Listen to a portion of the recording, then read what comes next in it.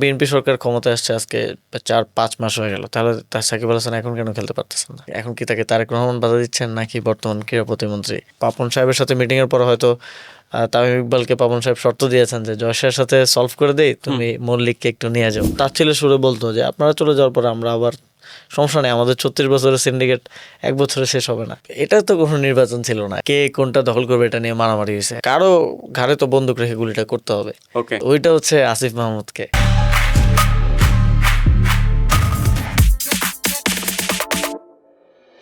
সাকিব আল হাসানের ব্যাপারে বলা হয় যে তিনি খেলতে না পারার পেছনে আপনার বড় অবদান ছিল। তাহলে তিনি এখন কেন খেলতে পারতেছেন না?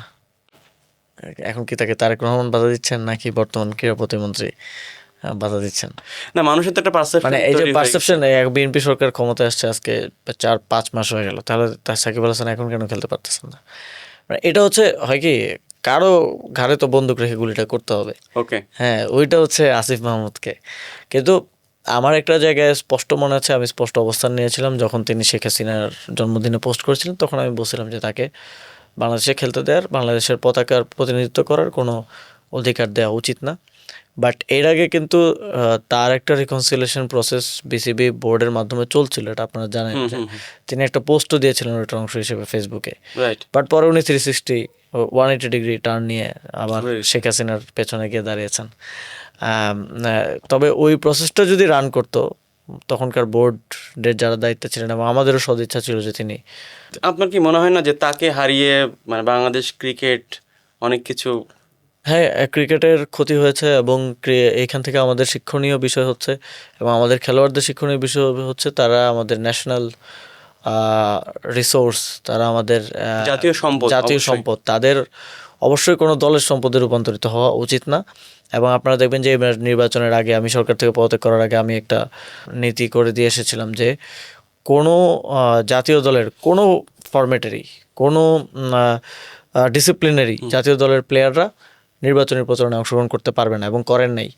যাতে, এটা আমার উদ্দেশ্য ছিল যে যাতে কেউ দলীয় সম্পদে রূপান্তরিত না হয়। দলীয় সম্পদে আজকে কোনো প্লেয়ার যদি বিএনপি করা শুরু করে, কালকে বিএনপি ক্ষমতায় থাকলো না, তাহলে তার কী অবস্থা হবে? সে তো পলিটিক্সে নিজেই ঢুকলো, সে কিন্তু তার এই নিজের পরিণতি নিজেই ডেকে আনলো। তো এই জন্য এই সুযোগটাই থাকা উচিত না যে রানিং অবস্থায় আপনি আপনার অবসর যাওয়ার পর আপনি করেন পলিটিক্স, এটা তো আপনার সাংবিধানিক অধিকার, কোনো অসুবিধা নেই। আর সব মিলে নির্বাচন কেমন মনে হলো আপনার কাছে? কোন নির্বাচন?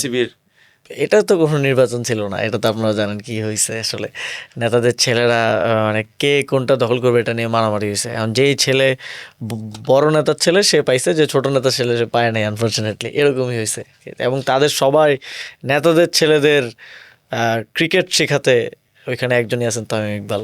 তিনি হয়তো নেতাদের ছেলেদের এখন ক্রিকেট শেখাচ্ছেন। কিন্তু ক্রিকেট ব্যাকগ্রাউন্ড না থাকার পরও যে বোর্ডে জায়গা হচ্ছে তাদের, সবচেয়ে বড় দুঃখজনক বিষয়টা হয়েছে এখানে যারা স্পোর্টস ক্রিকেটের সংগঠকরা আছেন, যারা ক্রিকেটে ইনভেস্ট করেন, যারা ক্লাবগুলো পরিচালনা করেন। যদিও ক্লাব নিয়ে অনেক বিতর্ক আছে যে বাংলাদেশের ক্লাব কালচারটা ধ্বংস করে ফেলা হয়েছে। যারা তৃণমূল পর্যায়ে স্পোর্টস নিয়ে, ক্রিকেট নিয়ে কাজ করেন, তৃণমূল পর্যায়ে অনেকে আছেন যারা একেবারে নিজস্ব উদ্যোগে একাডেমি চালান, প্লেয়ার তৈরি করেন, তারা অনেক বেশি বঞ্চিত হয়েছেন। নন ব্যাকগ্রাউন্ড এবং নেতা ছেলে কোটায় নেপোটিজম করে যারা এসছেন তাদের জন্য। এবং ফলে এটার একটা শঙ্কা তৈরি হচ্ছে যে এই লোকগুলা তাহলে স্পোর্টসে, ক্রিকেটে তাদের তো ওই অনারটা, তাদের তো জাস্ট অনার, এটা তো তারা টাকা পয়সাও পাচ্ছেন না। এটা তারা যখন না পায় তখন তারা এই ইনভেস্টমেন্টটা সামনে কন্টিনিউ করবেন কি করবেন না। এক্ষেত্রে কিন্তু এই যে নেতাদের ছেলেরা যে আসলো, তারা কি এখন ক্লাবের দায়িত্ব নিবে 5টা করে, 2টা করে, একটা ক্লাবের দায়িত্ব নিবে? সেটা তো নিবে না। তারা জাস্ট এখানে একটা গ্ল্যামার আছে ক্রিকেটে, এখানে একটু পিয়ার আছে, ওইখানে যাই, বা হচ্ছে বেকার আছি, কোনো কাজ নেই, ওখানে যে বসে থাকি। ওকে, মানে আপনি যখন দায়িত্বে ছিলেন তখন কি আপনাকে বাধা দিয়েছিল কোনো কাজে, বা ওখানে কোনো সিন্ডিকেট ছিল, তাদের নাম তো আপনি তখন প্রকাশ করেননি, এখন বিসিবির বিষয়ে? রাইট, বিসিবির বিষয়ে 36 বছরের সিন্ডিকেট বিসিবিতে, আমি এটাকে বলি 3 যুগের সিন্ডিকেট। এই যে ফাহিম সিনহা আছে, তার বাবা ছিলেন বিসিবির ডিরেক্টর, মাহবুবা নাম ভাইরা ছিলেন, এবং ওইখানে মল্লিক নামের একজনের নাম শোনা যায় খুবই বিখ্যাত, যিনি আসলে সব তিনি সামলাতেন, যে কোন ম্যাচে কত রান হবে, কোন ওভারে কয়টা ওয়াইড যাবে, কয়টা নো বল হবে, ফুল ফিক্সিং গেম পুরোটা। এবং এক ওভারে জানি কত রান হয়েছিল, বিখ্যাত 100 রানের বেশি। তো এই জিনিসগুলা দেখতেন। তো এই যে সিন্ডিকেটটা ছিল, যারা ক্রিকেটকে কেন্দ্র করে জুয়া এবং ক্রিকেট বোর্ডের সকল ব্যবসা বাণিজ্য এই সব কিছুর সাথে জড়িত। এই সিন্ডিকেটটা আমার সময় করা নির্বাচনের মাধ্যমে পুরোপুরি ভাঙা সম্ভব হয়েছে 36 বছরে। এর মধ্যে বিএনপি আসছে, আওয়ামী লীগ আসছে, কিন্তু এই সিন্ডিকেটের জায়গায় ছিল। তারা ডিরেক্টর হইতো, হয়তো প্রেসিডেন্ট চেঞ্জ হইতো, তারা আবারও অ্যাক্টিভ হয়েছে। তারা এখন এই নির্বাচনের মধ্যে আমরা তো শুনছি যে মল্লিক সাহেব আবার ক্রিকেট বোর্ডের বিষয়ে, বিশেষ করে লন্ডন মিটিংয়ের পরে পাপন সাহেবের সাথে মিটিংয়ের পরে হয়তো তামিম ইকবালকে পাপন সাহেব শর্ত দিয়েছেন যে জয়ের সাথে সলভ করে দেই, তুমি মল্লিককে একটু নিয়ে যাও। তো আবারও বাংলাদেশের ক্রিকেট ওই আগের ওল্ড সেটেলমেন্টের ভিতরে ঢুকে যাচ্ছে। তখন আমাকে অনেকেই তাচ্ছিলের সুরে বলতো যে আপনারা চলে যাওয়ার পরে আমরা আবার, সমস্যা নেই, আমাদের 36 বছরের সিন্ডিকেট 1 বছরে শেষ হবে না।